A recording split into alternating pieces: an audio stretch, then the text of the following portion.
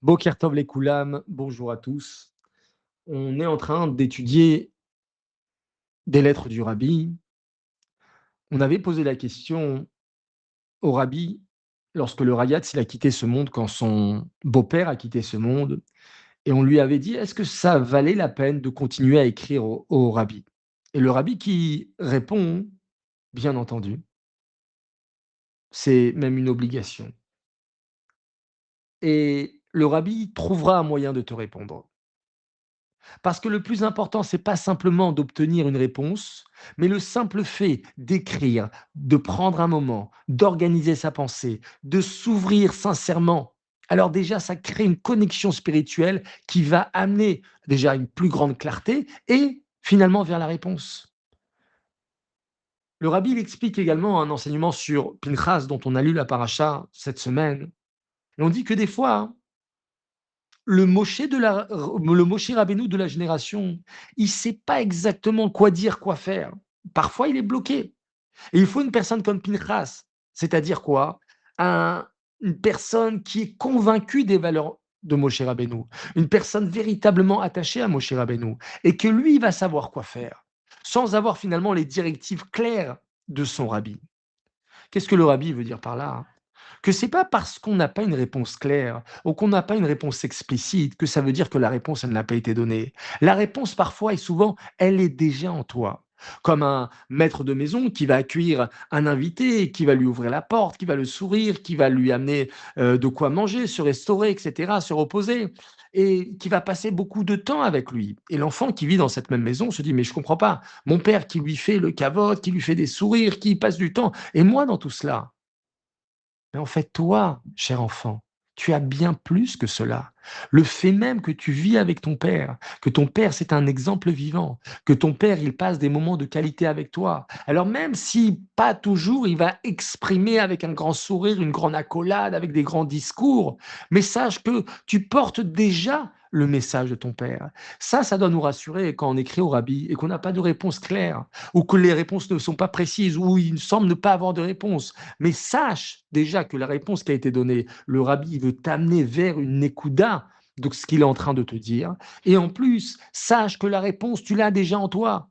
Il faut te faire confiance et faire confiance en la connexion que tu as avec le rabbi. Là, en l'occurrence, la lettre qu'on va analyser, c'est un mashgiach. Un mashgiach, c'est pas simplement un surveillant, mais c'est un guide spirituel, d'accord? C'est quelqu'un qui va être occupé, qui va faire grandir les élèves de sa yeshiva. C'est bien plus qu'un professeur. Et donc, le rabbi, il va répondre à ce mashgiach, que le mashgiach, donc il est à la yeshiva Torah Temet, et là-bas, il lui dit, bon, voilà, j'accompagne les enfants. Il lui décrit un petit peu la situation, mais il lui explique que il n'a pas encore de nachat, il voit pas que les élèves se transforment, il n'a pas encore de satisfaction pleine.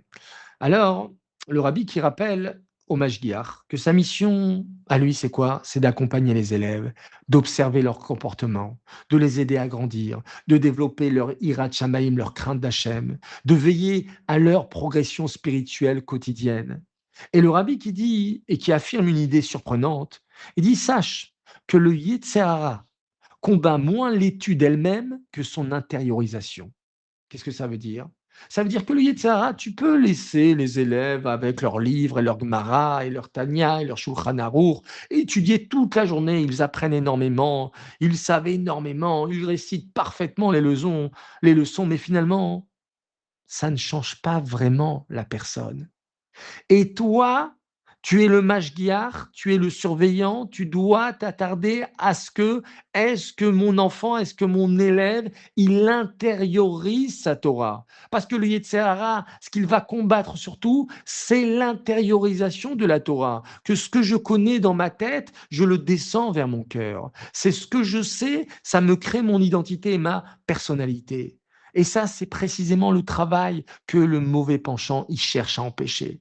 Et toi, en tant que mashgiach, tu dois contrer ce Yetzer Hara et tu dois amener les enfants à ce que leur étude de la Torah, c'est pas simplement une étude, mais elle doit devenir personnelle, vécue, intégrée. Il faut que cette Torah, elle devienne la personne tout entière. Et ça, c'est toute la Nekuda de l'éducation.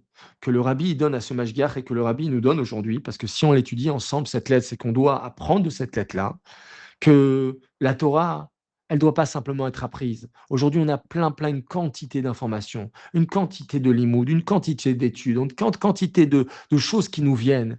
Mais combien d'études je vais intégrer, je vais intérioriser, je vais appliquer, je vais vivre. Ça va devenir mon étude. Alors ça, hein, c'est le travail que chacun il doit faire. Et c'est aussi le travail du chinour, que nos enfants, on ne doit pas simplement leur apprendre à étudier la Torah, à pratiquer les mitzvot, à être des bons juifs, à avoir des belles valeurs, etc. Mais il faut que ça descende en eux, qu'ils soient des Torah ambulantes. Voilà, qu'on puisse avoir beaucoup, beaucoup, beaucoup de nachat de nous-mêmes et de nos enfants. Merci, bonne écoute.